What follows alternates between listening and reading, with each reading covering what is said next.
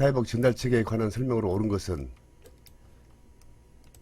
공급자와 소유자의 가격 매구, 가격 기구를 매긴다. 이것은 전달 체계보다는 시장 기구의 시장 조직에 해당되는 것이죠.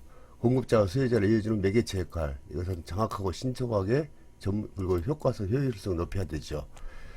클라이언트에게 사회복 서비스를 제공하기 위한 조직과 인력이다.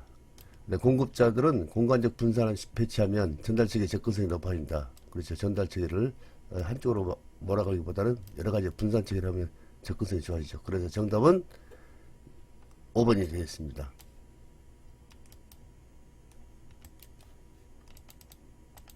자, 그러면 사회복 전달 체계 개요가 뭔지 한번 살펴보도록 하겠습니다.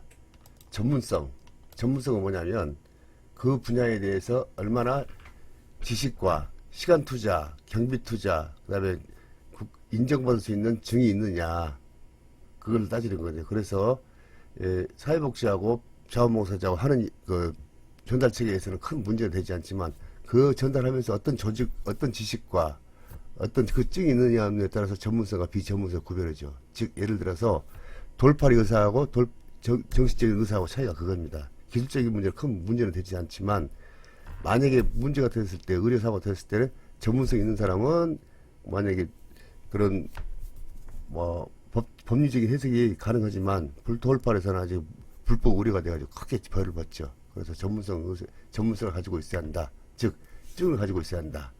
통합성, 문제 해결에 대한 서비스 간에 서로 연관지어 통합적으로 제공하는 것이다. 포괄성, 전체적인 포괄성, 인간의 다양한 욕구, 여러 가지 파악해가지고 다양한 문제를 동시에 해결할 수 있는 다양한 서비스가 필요하다. 지속성, 꾸준히 한다. 한 개인의 욕구나 문제를 해결하기 위해서는 지역사회에서 연속적이고 지속적으로 받을 수 있다. 한두 번을 해서는 되질 않죠. 적절성, 사회복 전달체계 원칙에서 적절성 원칙을 유의해야 한다. 평등성, 누구나 공평하고 평등해야 한다. 사회복 연령, 성별, 연령, 지역, 종교에 관계없이 모든 국민을 대상으로 해야 한다. 책임성, 사회복지제공 국가로부터 서비스 전달받도록 이인받은 조직을 책임성을 가져야 한다. 책임성을 갖고 해야지 그것을 무책임하게 예를 들자면 밑판에서 돌린다. 그런 대상자가 없으면 그 집 앞에 놔두고 간다. 그러면 안 되죠. 책임성이 없는 거죠. 다음 접근 용이성, 사회복 서비스를 필요로 하는 모든 사람들이 쉽게 접근할 수 있어야 한다. 그러면 그 사회복지 운영 주체를 한번 살펴보도록 하겠습니다. 운영 주체가 공적 전달 체계나 사적 전달 체계 두 가지로 구별될 수 있는데요. 공적 전달 체계는 정부나 공공기관, 그 다음에 사적 전달 기관은 사적 민간단체거든요. 민간단체라는 것은 뭐냐면 복지재단이나 자원봉사단체, 사회복시설, 사회복지협의회 등 혹은 개인 등. 그 다음에 그 공적에서는 보건복지부에서 시로 가고, 시에서 광역도시로 하고, 시에서 시군구 읍면동 해가지고 대장정 직접 하는 것이죠.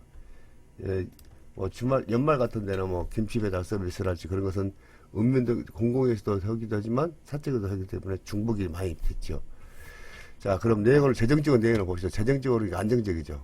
국가의 공적 자원을 하기 때문에. 그 다음에 공적 정부기관을 하기 때문에 관료적이고 복잡해. 전달 체계가 아주 복잡하고 보고지가 아주 복잡하죠. 그 다음에 외적 환경이 매우 둔감하죠.